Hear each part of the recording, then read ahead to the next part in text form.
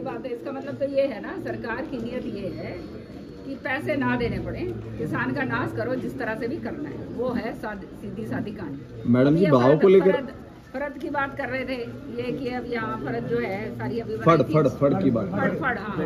Madam जी भाव को लेकर भी चल रहा है, आ रहे तो 2250 है, लेकिन नाम 2500 का लिया गया था, उसके बारे में तो बात है।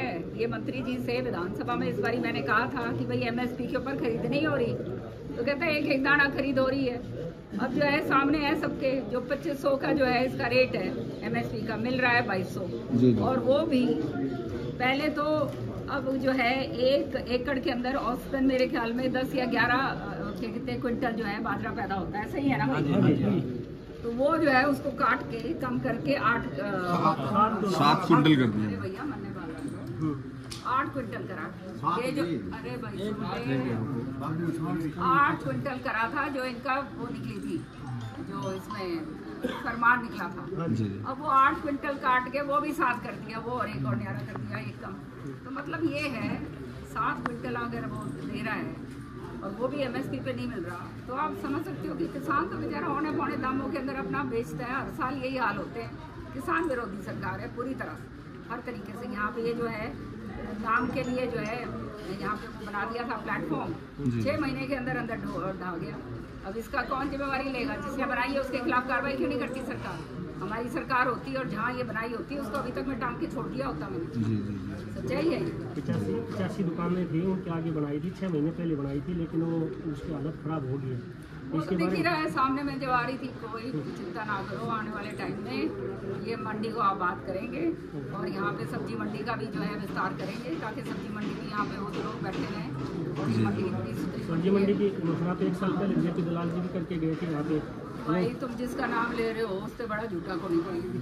ये बात ये तुमने देख लिया। मैं तो यहाँ नहीं, मैं तो विधानसभा में भी ये बात बार बार बोलती हूँ। के बात किसका नाम लो? नाम उसका लो जिसका थोड़ा बहुत वजन हो, जिसका जो है ये आदमी जानता हो कि सच्चाई के रास्ते पे हो, जिसका सारी दुनिया जानती है, सारे ये हरियाणा जाना है कि मंडी पिछले 10 दिन से चल रही है, लेकिन खरीद अब तक शुरू नहीं हुई है मैडम। ये सरकार की व्यवस्था है, हर साल ये होता है, हर 6 महीने होता है। जी हर 6 महीने कहते हैं कि हम ये काम फटाफट होएगा, 72 घंटे में पेमेंट होगी, फला होगी, निकला होगी। अब यहाँ पे जब आके देखो तो जो है उत्थान जो है वो इतना आहिस्ता हो रहा है। तो जब उत्थान आहिस्ता होगा तो फिर पेमेंट भी आहिस्ता आएगी। तो मकसद ये है कि जितना कम से कम पैसा दिया जाएगा, समझ रहे हो? जी। इसके पीछे नियत ये। इलेक्शन मोड में आया हुआ देश सारा, जल्द लोकसभा के चुनाव हैं, अभी फिलहाल कुछ राज्यों के चुनाव भी। आप वहाँ के राजस्थान में आप जो है ना गए थे, क्या लग रहा है आपको? सारी हिंदुस्तान को पता चल गया है कि वो कहते हैं ना, सारे लारे लप्पे और जुमलेबाजी ये रही है सरकार की तकिया खिलाफ। और केंद्र में भी सबने देख लिया, जो बातें हुई थी सारी की सारी सामने आ गई हैं। चाहे फौजी हों, उनने बेड़ा पाट लिया, नौजवान बच्चे हैं बेरोजगार, उनने बेड़ा पाट लिया, महिलाओं ने बेड़ा पाट लिया। कैसे उनके सिलेंडर जो है 11,500 के करे, फिर अब चुनाव के कारण 200 कम कर दिया। इसी तरह से जो है किसान ने देख लिया भाई 2022 तक दुगनी इनकी आय हो ली। सारी की सारी सारा कि मैं तो कर दिया। तो ये मैडम गुलाबी झूठ के अलावा कुछ नहीं है। और अब लोग त्रस्त हैं, व्यापारी जो है वो न्यारा त्रस्त है। जो यहाँ पे आड़ती है बीच में, उसको तो चोर ही बना दिया, किसान को आतंकवादी बना दिया, है ना। नौजवान को ये बना दिया कि ये पकौड़े तल लो नौकरियों की जगह। तो ये रह गया इस देश में। ये काम करा इन्होंने 10 साल में, पूंजीपतियों के मौज करवा दी।